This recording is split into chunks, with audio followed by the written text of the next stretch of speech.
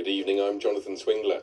Scientists in Newcastle have developed a pioneering cancer test which experts say could save tens of thousands of lives around the world. The test identifies faulty DNA, meaning cancer can be treated earlier. A pilot study is running with patients who have hereditary cancer. Mark Denton reports. Just over 30 years ago, Carol from North Tyneside was diagnosed with bowel cancer. As part of her treatment, she had a blood test with a doctor. And she told me that the blood test had shown this defect, a genetic defect. Bowel cancer was one of the side effects, and she gave me a list of cancers that could affect me later. Carol had been diagnosed with a condition called Lynch syndrome. It's an inherited condition, and around 150,000 people are affected by it. It's linked with cancers which can often show no symptoms.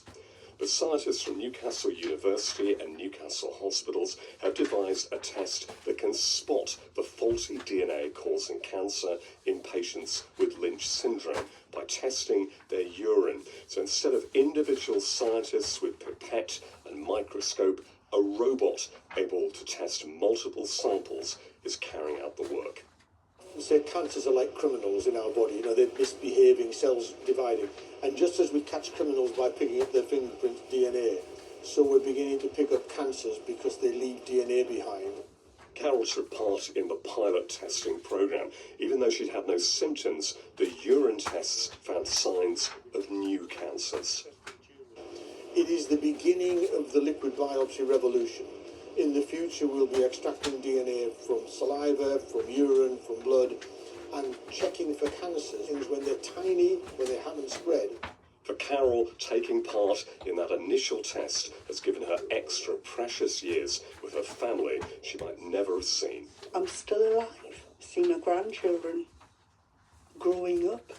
If I hadn't had this study done and detected, I wouldn't be here. Mark Denton with that report. A teenage electric motorbike rider has admitted killing an 86-year-old woman in a crash. Gloria Stevenson from Silksworth in Sunderland died after being struck while using a zebra crossing in May last year. Billy Stokoe, who was 18 at the time and is now 19, admitted causing death by dangerous driving while using an unregistered electronic motorcycle. He'll be sentenced on the 15th of May. Firefighters are expected to work through the night following a blaze at a retail park in Bishop Auckland. County Durham and Darlington Fire Service were called out to Tyndale Retail Park at 20 to 11 this morning. Road closures were put in place and residents told to close their windows as 8 fire engines and 45 firefighters worked to stop the fire spreading. It's now under control. Now, it's one of the most senior roles in the Church of England, and today the man taking over as the Bishop of Durham was announced.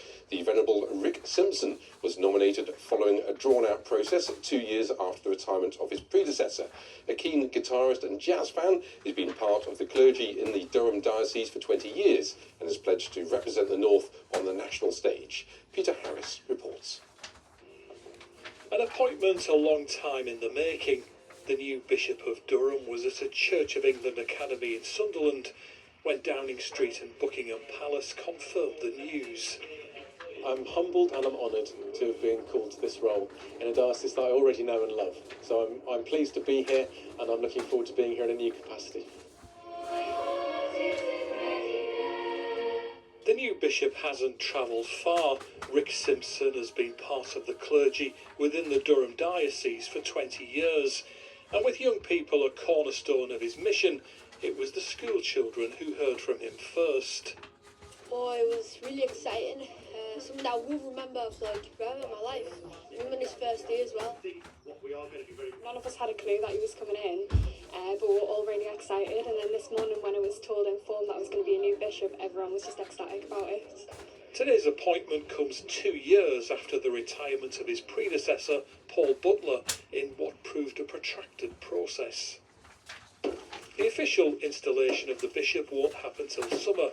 This was Justin Welby's arrival in 2011, and the role offers a national platform with a seat in the Lords. There are many pressing issues and needs in this area, and so I think that's the most important role initially for me in the House of Lords, to give a voice to those who may not think they have much of a voice in Westminster and the corridors of power. So I'll be looking forward to being a representative of the region in that sense. In the past, bishops of Durham were presented with a sword to ward off troublesome dragons. The latest incumbent can at least hope for a more peaceful period of office than that. Peter Harris, BBC Look North. Now, how's the weather looking? It's still been fairly cold for many of us. Here's Paul with the forecast. Good evening. Things set to turn milder over the coming days, but it will be wet and windy at times. Chilly enough tonight for a touch of frost in one or two spots initially under any cloud breaks, but the temperatures will recover overnight as the cloud thickens up, the breeze freshens up, and we get some patchy rain into western areas.